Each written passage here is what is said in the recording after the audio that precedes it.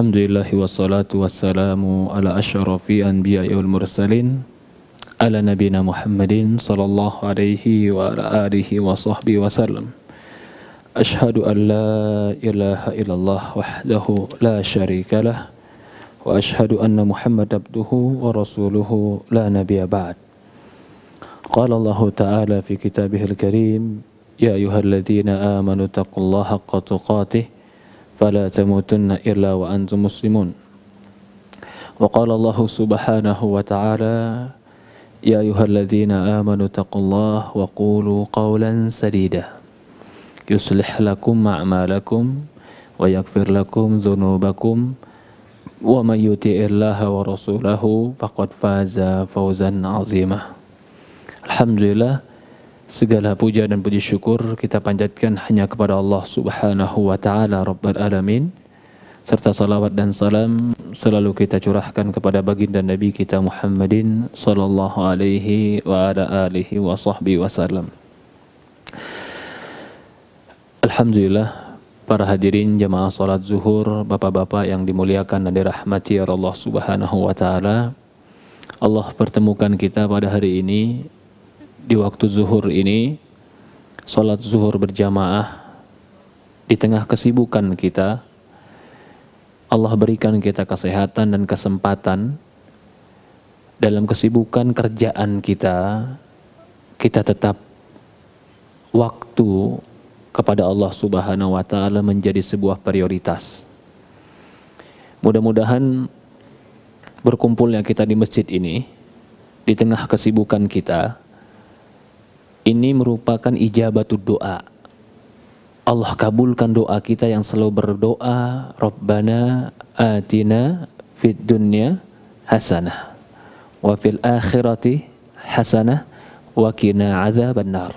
Ya Allah, berikan kami di dunia kebaikan. Kebaikan dalam kerjaan kita, kebaikan dalam urusan kita. Wa fil akhirati hasanah, dan berikan kami kebaikan di akhirat kami. Salat ini untuk akhirat kita. Wa qina azabannar. Ya Allah, lindungi kami dari azab api neraka. Jika orang terkumpul pada dia tiga ini, maka dia akan bahagia dunia dan akhirat. Maka itu dikatakan doa ini doa sapu jagat. Kenapa dikatakan sapu jagat? Semuanya masuk. Dunia masuk, akhirat masuk, nanti kehidupan setelah akhirat pun waqina azabannar. Jaga kami dari azab api neraka. Para hadirin, banyak orang yang minta doa ini tapi lupa salat berjamaah dan salat 5 waktu kepada Allah. Tapi dia minta, ya Rabbana atina fid dunya hasanah wa fil akhirati hasanah. Atau sebagian orang minta diberikan kebaikan dunia, tapi dia lupa bahwasannya di dunia punya tanggung jawab. Harus bekerja, punya istri, punya anak. Fantashiru fil ardh wabtaghu min fadlillah. Kata Allah, bertebaranlah kalian di muka bumi dan cari keutamaan dari Allah. Orang mukmin, orang yang bisa mengimbangkan akhirat menjadi prioritasnya, tapi dunia tidak pernah dia lupakan. Dari itulah Allah katakan di Quran, wabtaghi fima atakallah darul akhirah wala tansa nasibaka minad dunya. Kata Allah Subhanahu wa ta'ala, carilah dengan apa yang Allah berikan untukmu darul akhirat. Carilah akhiratmu. Kemudian Allah katakan wala tansa nasibaka minad dunya, tapi jangan lupakan bagian kamu di dunia. Allah adil. Allah enggak minta waktu kita semua. Allah enggak minta harta kita semua. Allah enggak minta semua yang ada pada kita. Allah katakan wala tansa nasibak. Jangan kau lupakan bagian kamu di dunia. Wa ahsin, berbuat baiklah sebagaimana Allah berbuat baik pada dirimu. Berkumpul di masjid di tengah kesibukan kita, di tengah pekerjaan kita, tetap ingat Allah. Mudah-mudahan ini yang dikatakan kebaikan dunia dan kebaikan akhirat. Kita akan baca. Saya akan membaca perkataan Imam Ibnu Qayyim, ya, di dalam kitabnya Al-Fawaid. Ini kitab Masya Allah. Banyak nasihat-nasihat yang bisa kita ambil. Menurut saya pribadi, kalau saya baca buku ini, saya selalu mendapatkan ilmu-ilmu baru yang menenangkan jiwa dalam ketauhidan. Contohnya hari ini, mudah-mudahan kita dapat faedah ilmu dari perkataan Ibnu Qayyim. Ini tidak lebih dari 1 atau 2 paragraf, tetapi maknanya sangat dalam jika kita memahami apa yang diinginkan oleh Syekh Ibnu Qayyim rahimahullah ta'ala. Dia kasih judul Ikhlasu Lillah. Ikhlas untuk Allah. Apa sih yang dimaksud dengan ikhlas untuk Allah? Dia akan menjelaskan di sini bahwasannya semua itu untuk karena lillahi billahi fillah. 3 nih. 1, lillah, karena Allah. 2, fillah, di jalan yang Allah ridhoi. 3, billah, dengan pertolongan Allah maka kita mendapatkannya. Hidup tuh 3 ini, Pak. Lillah, fillah, billah. Karena Allah, di jalan Allah, dengan pertolongan Allah. Contoh, kerja. Kenapa sih kita kerja? Ya Ustadz, saya kerja karena mau kumpulkan duit. Nanti udah punya duit mau jalan-jalan, ada lebih sedikit saya mau beli sesuatu yang sesuai hobi saya. Boleh atau tidak boleh? Boleh. Tetapi kalau sampai situ saja niatmu, sayang. Coba kau tinggikan sedikit niatmu karena Allah. Duniamu gak bakalan kurang, tapi ketika sedikit niatmu karena Allah, semua berubah menjadi baik. Paham maksudnya? Sama, kerjanya sama, hasilnya sama, capeknya sama, letihnya sama. Tapi yang satu, tujuannya hanya sekedar memenuhi keinginan dia. Yang satu, dia tambah agar dapat ridho Allah. Saya mau tanya, yang bekerja agar mendapatkan ridho Allah, dapatkah dia kesenangan? Dapat. Sama. Letihnya sama, capeknya sama, bahkan hasilnya pun sama, tapi yang satu Allah lipat gandakan lebih besar di sisi Allah Subhanahu wa taala. Itu namanya lillah. Sama-sama kerja jam 8 pulang jam 4, lillahnya beda. Gajinya sama, bisa, tapi barokah di sisi Allah jadi berbeda. Itu namanya lillah. Fillah, orang kalau sudah lillah itu harusnya fillah. Fillah itu di jalan Allah. Gimana di jalan Allah? Dia mencari karena Allah, ingin mendekatkan diri pada Allah. Maka dia cara mencarinya pun sesuai dengan syariat Allah. Itu namanya fillah, di jalan Allah. Dia niat karena Allah. Dia pengen kebaikan karena Allah. Saya punya uang, saya mau haji. Saya punya uang, saya mau zakat. Saya punya uang, saya mau hajikan orang tua. Lillah. Tapi dia dapat uangnya bukan fillah, bukan dengan cara yang Allah ridhoi. Beda. Beda berkahnya, beda kebaikannya, beda pahalanya di sisi Allah. Bahkan bisa jadi dosa. Walaupun dia bilang lillah saya Ustaz, saya kerja lillah. Tapi lillahnya kenapa? Apakah lillahnya dengan cara yang halal? Kalau orang lillah harus fillah.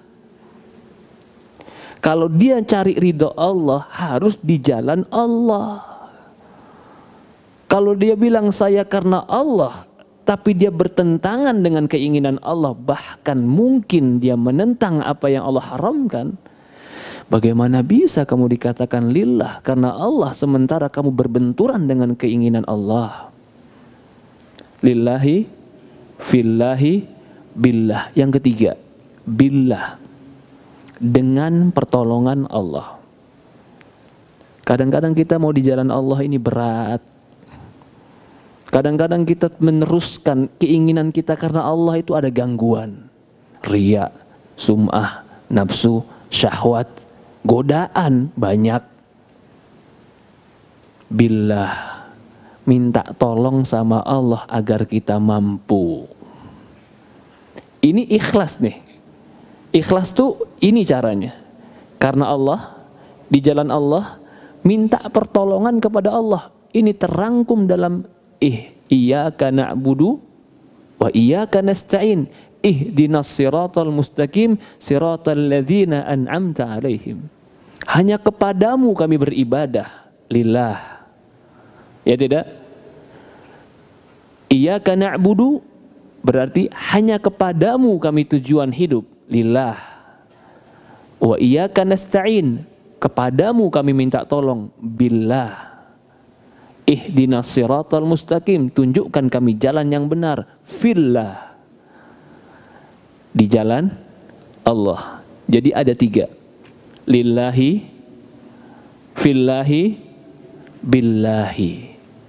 Karena Allah, di jalan Allah, dengan pertolongan Allah. Kalau ini yang menjadi barometer dan rambu seorang muslim dalam kehidupan, kuntus sama'u alladhi yasma'u bih. Kata Allah, aku akan menjadi pendengarannya yang dengannya dia mendengar. Aku akan menjadi penglihatannya dengan dia melihat. Aku akan menjadi tangannya dengannya dia menyentuh.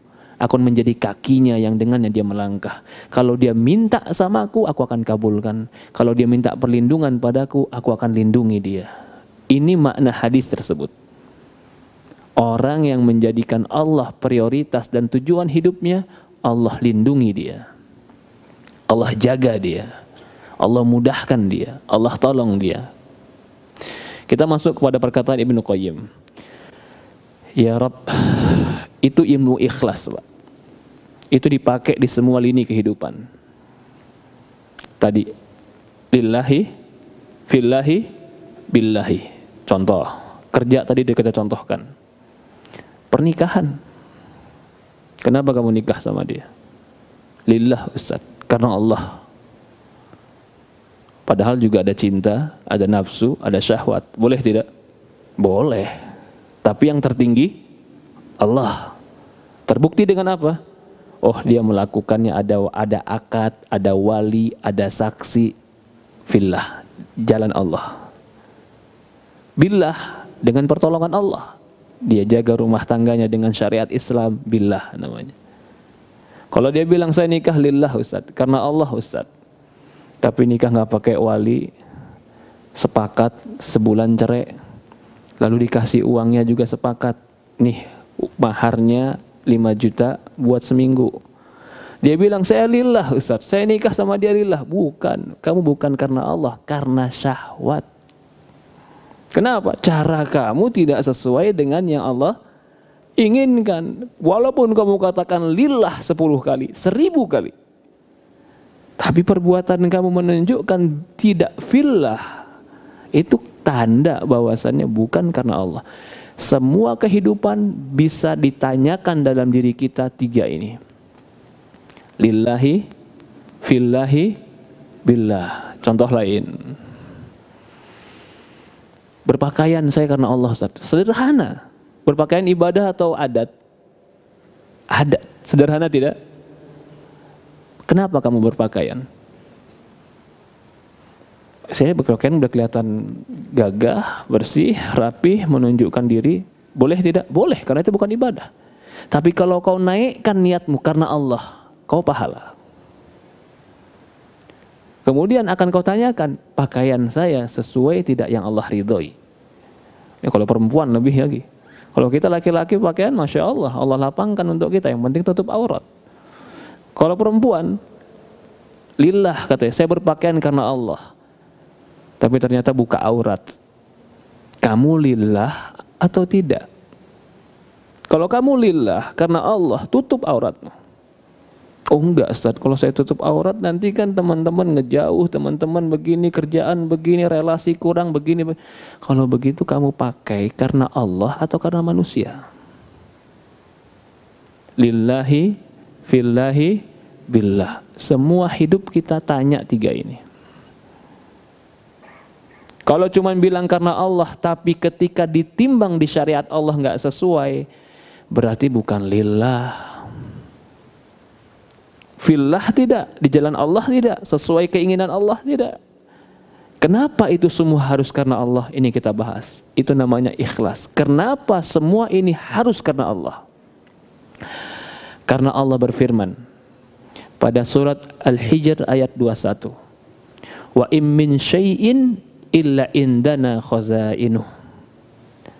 Tidaklah segala sesuatu kecuali di sisi kami perbendaharaannya. Tidaklah segala sesuatu kecuali di sisi kami perbendaharaannya. Oh, dari sisinya mana ini, Ustaz? Korelasinya apa nih? Boleh buka surat Hijr ayat 21. Wa im min syai'in, tidak ada suatu apapun melainkan pasti di sisi kamilah perbendaharaannya. Perbendaharaan itu berarti khazain. Apa khazain ini? Kalau sesuatu yang tersimpan dan banyak, itu apa namanya? Khazain, ya kita katakan perbendaharaan. Tidak ada satupun dan tidak ada apapun kecuali Allah yang punya. Nah, ini terjemahan bebasnya. Seolah-olah Allah ingin menggambarkan kepada kita, ayat ini mengandung likanzin minal kunuz. Semua perbendaharaan, semua harta karun itu ada pada Allah. Wa huwa anna kullu syai'in la yatlubu illa min indahu khazain. Kalau begitu, kalau kau tahu semua itu ada pada Allah, maka jangan kau cari perbendaharaan apapun yang kau inginkan kecuali kepada Dia yang memilikinya. Paham maksudnya, Pak? Contoh, kita mau jabatan. Jabatan punya bos kita atau Allah yang kasih, Pak? Ah, ini dia. Kita mau harta. Saya mau tanya, harta itu dari Allah kah atau dari keringat kita yang kerja 24 jam? Mau apa lagi kita? Semua yang kita mau itu Allah yang ciptakan, Allah yang punya, di sisi Allah perbendaharaannya. Kalau kau tahu itu, kau setuju itu, kau imani itu, kalau kau mau itu, maka mendekatlah kepada yang punya. Siapa yang punya? Allah. Ada orang pengen dihormati, disegani. Kewibawaan itu anugerah Allah. Salah satunya. Dia ingin dihormati, disegani, tapi dia jauh dari Allah. Minum khamar, berzina, maksiat, makan yang haram. Kira-kira ada orang yang melihat dia, menghargai dia kah, atau jadi bahkan memberikan sebuah label jelek untuk dia? Pasti label jelek, walaupun orang mungkin di hadapan dia takut. Iya Pak, bagaimana kabarnya? Tapi dalam hati, ini orang minum khamar, penzina, penjahat, nggak ada kewibawaan, hilang wibawa dia. Oh enggak Ustaz, orang itu kok depan saya nganu? Iya depan kamu, hati dia. Coba kalau ada ketemu seorang ulama yang diakui keilmuannya, adabnya, etikanya. Ketika orang ketemu dia, wibawa ulama itu ketahuan, dan orang mencintainya pun murni dari hati. Bukan karena takut, bukan karena pura-pura, bukan karena hanya sesuatu inginkan dunia, bukan. Karena murni dari hati. Siapa yang menumbuhkan wibawa itu dalam tubuh ulama? Karena dia taat sama Allah. Maka kata Ibnu Qayyim di sini, kenapa dia langsung buka? Wa im min syai'in, tidak ada satu apapun illa indana khazainuh, kecuali di sisi kami perbendaharaannya. Ngomongnya gini deh, yang lebih bebas. Kamu mau apa, ada sama Allah. Kamu mau apa? Ada sama Allah. Wa huwa anna kulli syai', segala sesuatu yang kau mau, indahu khazain. Allah yang mempunyai perbendaharaannya. Mafatihu tilkal khazain biyadih. Kunci-kunci perbendaharaan itu ada pada Allah. Wa anna talabu min ghairihi. Kalau kau tahu itu, tapi kau cari itu dari selain Allah, atau dari orang-orang yang tidak memilikinya atau tidak mampu memberikannya, maka itu adalah kebodohan. Tahu sekarang punya Allah, dunia punya Allah, apapun yang kita miliki, yang kita inginkan ini semua dari Allah. Tapi kita lupakan Allah dan kita cari dari manusia sehingga kita menghambakan kepada manusia. Bukankah ini kebodohan? Bukankah ini kerendahan? Bukankah ini kehinaan? Kenapa kau menghambakan dirimu kepada sesuatu yang tidak memiliki? Oh enggak Ustaz, dia bisa ngasih saya Ustaz. Iya, dia ngasih kamu itu sebab, bukan dia ngasih karena pemilik sebenarnya. Pemilik sebenarnya Allah. Kalau Allah sang pemilik sebenarnya ingin memberikan engkau tanpa sebab dia, Allah maha mampu. Maka kita harus memandang semua manusia itu, bukan kita merendahkan kebaikan manusia, bersyukur dengan kebaikan manusia, tapi ingat manusia itu cuman sebab. Yang punya itu Allah. Jangan kita hanya sibuk dengan yang sebab, kita lupa yang menjadikan sebab. Contoh lain, obat, Ustadz, menyembuhkan Allah, tapi kan kita butuh obat. Iya. Kata Ustadz semuanya Allah, kalau gitu nggak usah makan obat. Salah kamu. Makan obat. Tapi makan obat itu cuman sebab. Kalau Allah nggak sembuhkan, kau tidak akan sembuh. Bukan obat yang menyembuhkan dirimu. Jadi nggak perlu kau menghambakan diri kepada obat. Ketika kau makan obat, hambakan dirimu kepada Allah. Ya Allah, ini sebab kau sembuhkan penyakitku. Kalau ada orang menghambakan diri kepada obat dan menganggap obat yang menyembuhkan, lalu dia melupakan Allah, salah atau benar? Seperti itulah sebab kehidupan semuanya. Semua sebab-sebab kehidupan mirip seperti ini. Analogikan dengan obat. Makan, lapar, haus, menikah, bekerja, mencari uang, berobat, semua sama. Yang ada di alam ini cuma sebab mendekatkan diri kita kepada Allah. Tapi yang punya sebenarnya Allah. Kalau kau mau itu semua yang ada di alam ini, maka mendekatlah kepada yang punya, jangan menjauhkan yang punya. Dan sangat lucu jika kau tahu Allah yang punya dan manusia nggak punya apa-apa, tapi kau malah mendekat kepada manusia, menghambakan kepada manusia dan melupakan Allah. Kata Ibnu Qayyim seperti itu. Kemudian dia bawa lagi dalam surat yang lain. Wa anna ila rabbikal muntaha. Disuratkan di surat An-Najm ayat 53 atau ayat 42. Dan sesungguhnya kepada Rabbmu lah segala sesuatu akan berlabuh. Apa bedanya dengan ayat yang tadi? Kalau yang tadi segala sesuatu itu ada di perbendaharaan Allah. Kalau ayat yang ini, segala sesuatu itu akan kembali kepada Allah. Berarti asalnya dari Allah dan akan kembali kepada Allah. Dan tidak ada kecuali semuanya berasal dari Allah dan kembali kepada Allah. Kata Ibnu Qayyim, mutadammin li kanzin azim. Ayat ini mengandung hikmah mutiara yang sangat besar.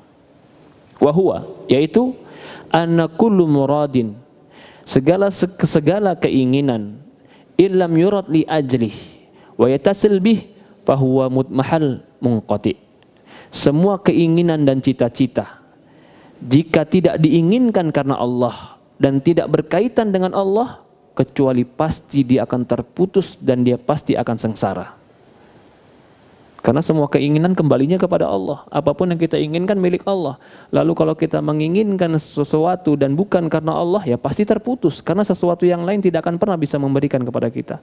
Fa innahu laisa ilaihi muntaha.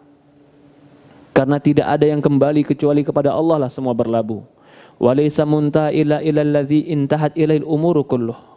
Dan tidak ada berlabuh segala sesuatu kecuali kepada Dia yang segala sesuatu itu Dia yang mengaturnya.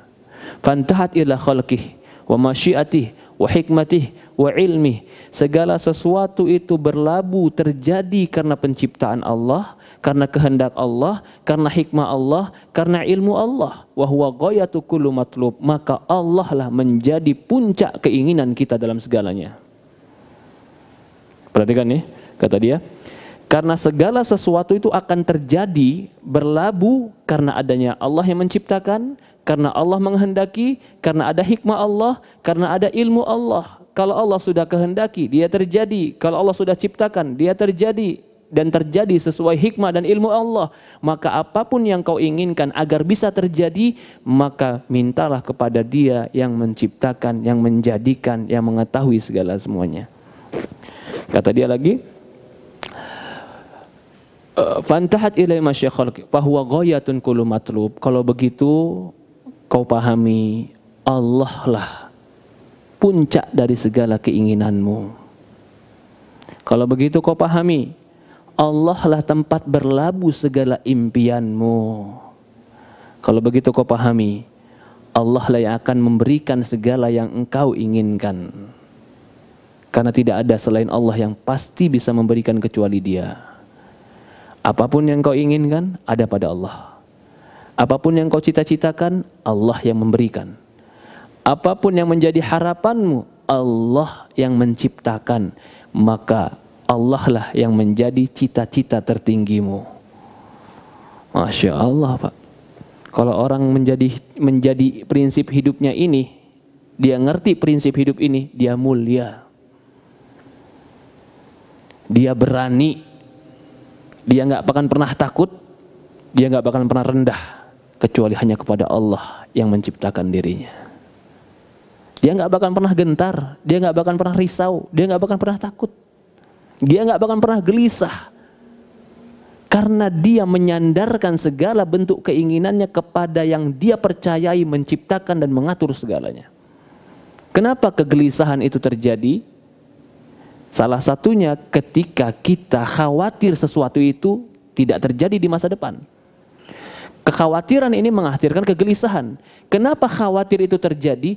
Karena kita tidak percaya bahwasannya mungkinkah saya bisa.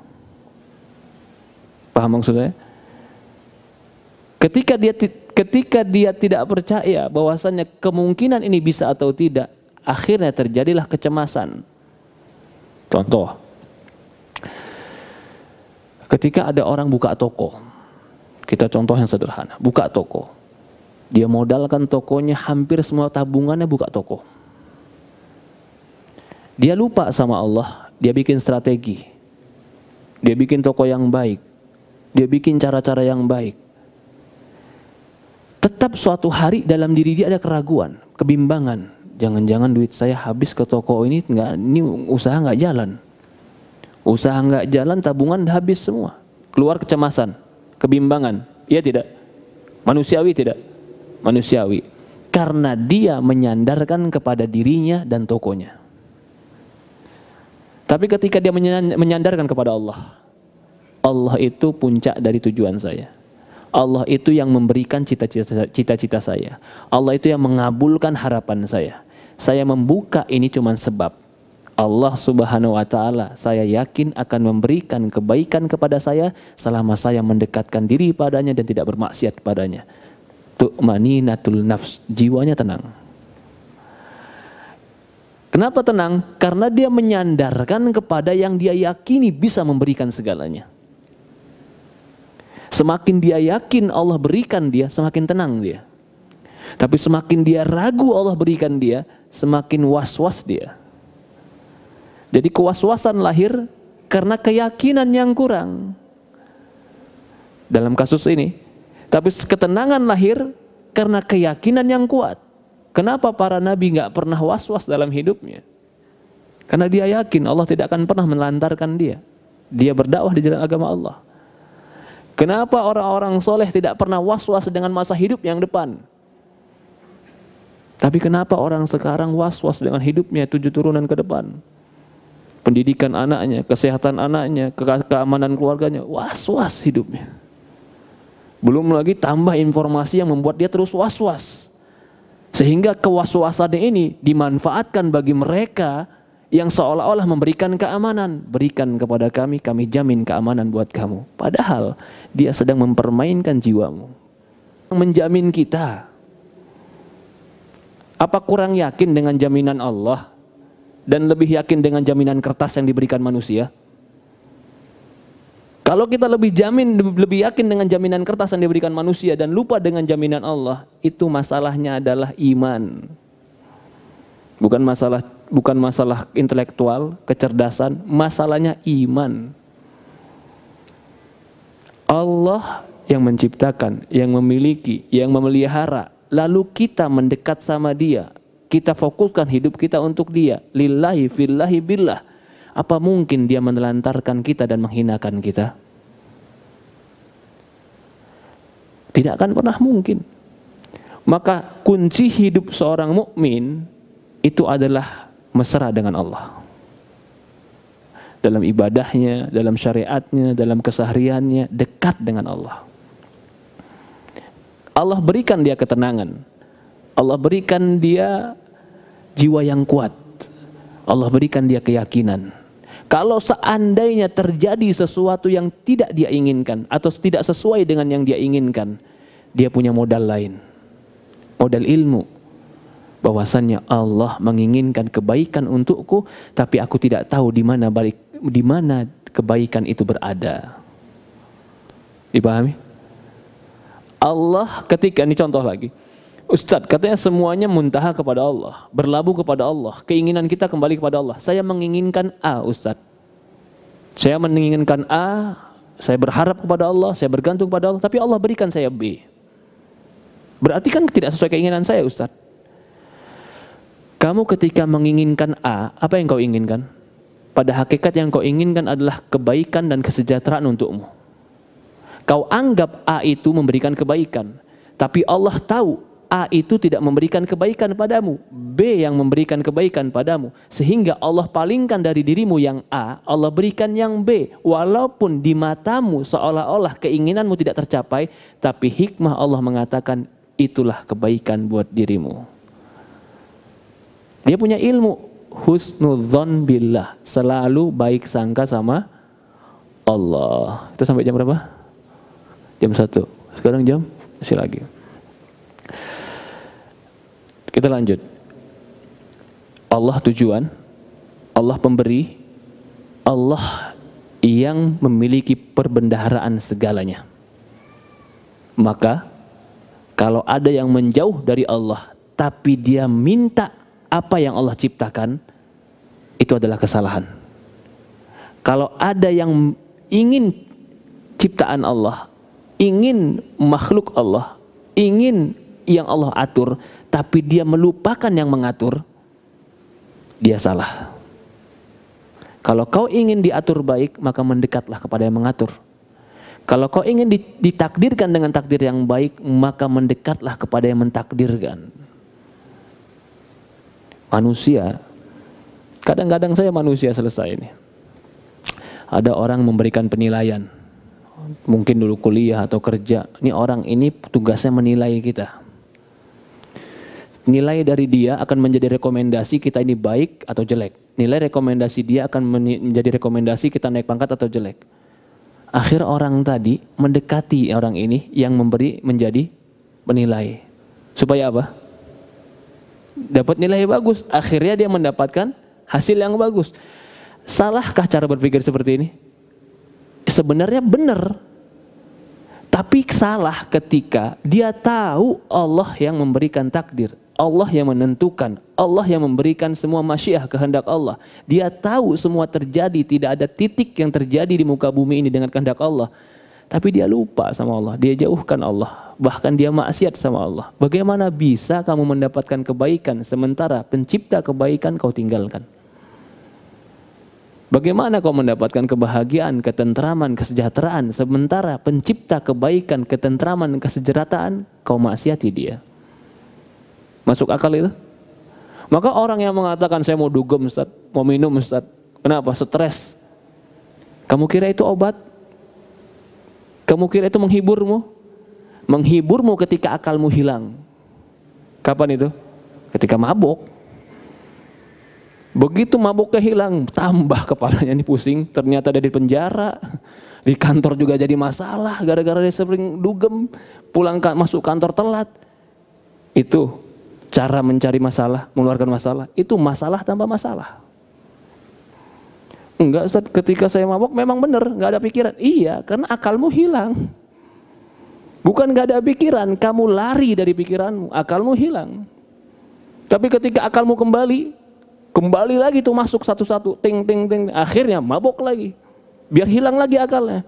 Kalau mau terus hilang akal, sekalian aja gila. Udah bener gak? Kalau mau terus hilang akal, sekalian aja gila. Nggak ada akal sama sekali. Kita bukan lari dari masalah, tapi kita kembali kepada yang memiliki masalah. Kita bukan lari dari kehidupan, tapi kita minta kepada yang mengatur kehidupan, berikan aku kebaikan. Itu orang mukmin, itu orang beriman, jelas konsep hidupnya. Kalau ada orang bilang enggak, pulang kerja ngedugem, masuk diskotik, enak Ustaz. Mungkin enakmu cuma seminggu, enakmu cuma sebulan, enakmu cuma 3 bulan. Setelah itu akan ada dampak yang jelek bagi hidupmu. Nanti kita bahas tuh. Dampak-dampak maksiat itu ada. Baik dampak rumah tangga, baik dampak kesehatan, baik dampak lingkungan, pergaulan, ada pasti.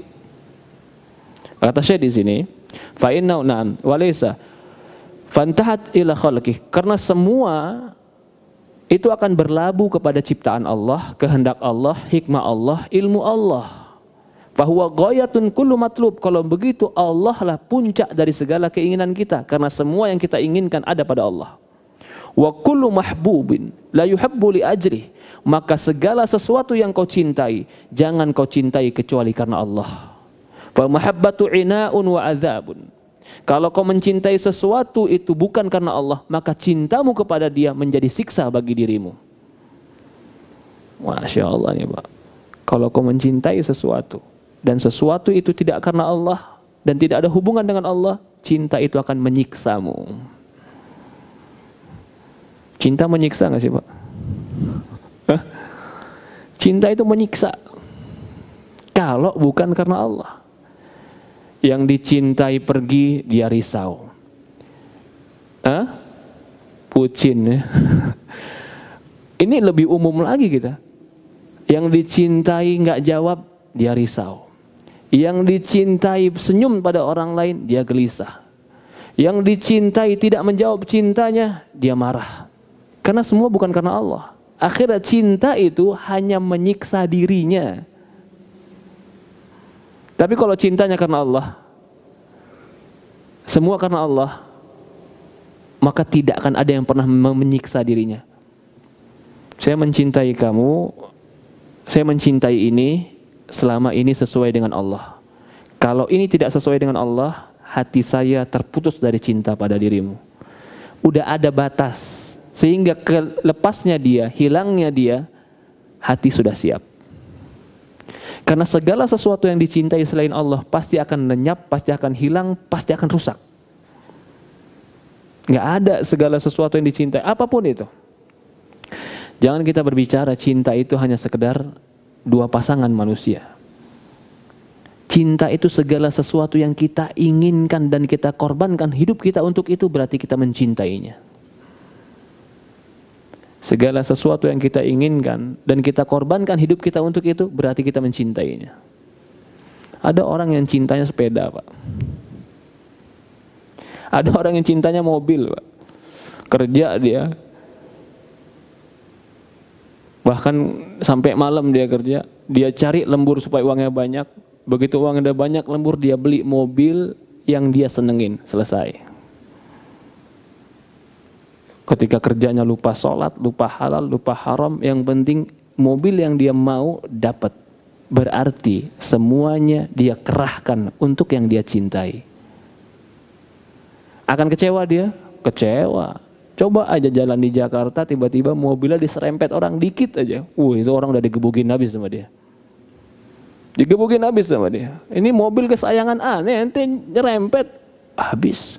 Kenapa? Karena itu di hati dia. Tapi kalau Allah yang di hati dia, ini saya senang Ustaz, iya senang di mata, tapi tetap Allah di hati. Sehingga suatu hari rusak, suatu hari hilang, suatu hari tidak di tangan dia. Ada sedikit sedih manusiawi, tapi nggak sampai menyebabkan dia hilang akal. Nggak seperti, makanya dikatakan Laila Majnun. Kenapa dikatakan Majnun, Pak? Karena cinta bisa membuat orang gila. Makanya dikatakan Majnun. Gila, hilang akal. Ada orang cinta dunia Majnun, gila, hilang akal. Nggak peduli kakak kandung, dia polisikan. Majnun. Nggak peduli orang tua, kalau dia sudah punya cinta harta, dia jebloskan. Apa yang dia cintai? Mana yang dia sukai? Mana yang menjadi prioritas hidupnya? Nampak. Tapi kalau Allah yang menjadi prioritas hidup, masalah ada. Tapi Allah jadi prioritas hidup. Kembali kepada yang awal kita bilang, lillahi, fillahi, billah. Karena Allah harus sesuai dengan jalan Allah, dengan pertolongan Allah. Hidup simple. Yang bikin masalah kadang-kadang cara kita menghadapi hidup. Kalau hidup kita udah seperti ini, lillahi, fillahi, billah. Ini kita bilang tadi, Allah akan jadi pendengarannya, Allah akan jadi tangannya, Allah akan menjadi kakinya. Dikatakan Ibnu Qayyim di sini, wa kullu amalin la yuradu li ajli fa huwa dha'iun wa batil. Semua amalan yang tidak ditujukan untuk Allah maka dia akan sia-sia dan batil. Kalau dia ibadah, dia batal. Batil namanya. Ibadah, salat bukan karena Allah, apa hukumnya? Batal. Sekarang kalau kita contohkan tadi, saya kerja hanya untuk cari duit, Ustaz. Kita katakan dha'i, sia-sia, kamu cuma dapat duit aja. Tapi kalau kamu karena Allah, duit kamu dapat, pahala kamu dapat. Kullu qulbin la yasilu ilai fa huwa syaqiyyun mahbubun an sa'adati fal falah. Semua hati yang tidak terkait dengan Allah maka dia akan sengsara dari kecintaan, mahjub, dia akan tertutupi dari kebahagiaan dan keberuntungan. Fastama' ma yuradu minhu kullu ma fi qaulih, maka kumpulkanlah semua yang kau inginkan di dalam firman Allah. Surat Al-Hijr ayat 21, wa im min syai'in illa indana khazainuh. Tidak ada satu apapun kecuali di sisi kami perbendaharaannya. Dan kumpulkanlah segala keinginanmu dalam firman Allah, wa inna ila rabbika muntaha. Semua akan berlabuh dan kembali kepada Allah. Wa laysa wara'ahu subhanahu ghayatun tutlab. Kalau kau pahami dua ayat ini, maka tidak ada di sana keinginan yang kau cari kecuali itu ada pada Allah. Walaysa dunahu ghayatun ilahi muntaha, dan tidak ada berlabuhnya segala sesuatu kecuali akan berlabuh kepada Allah. Maka carilah di sisi Allah Subhanahu wa ta'ala. Itu yang dibilang ikhlas. Jadi ikhlas itu bukan hanya pada sholat, ikhlas itu bukan hanya pada zakat, wajib pada sholat, wajib pada zakat, tapi hidup pun harus berikhlas kepada Allah Subhanahu wa ta'ala. Mungkin ini kita sampaikan, kurang lebih mohon maaf. Ada pertanyaan, tafadhol, dipersilahkan. Tidak ada pertanyaannya, kita cukupkan Pak. Subhanakallahumma wa bihamdi, subhanallah ilaha illa anta, nastaghfiruka wa atubu ilaik. Assalamualaikum warahmatullahi wabarakatuh. Nasallallahu alaihi wasallam.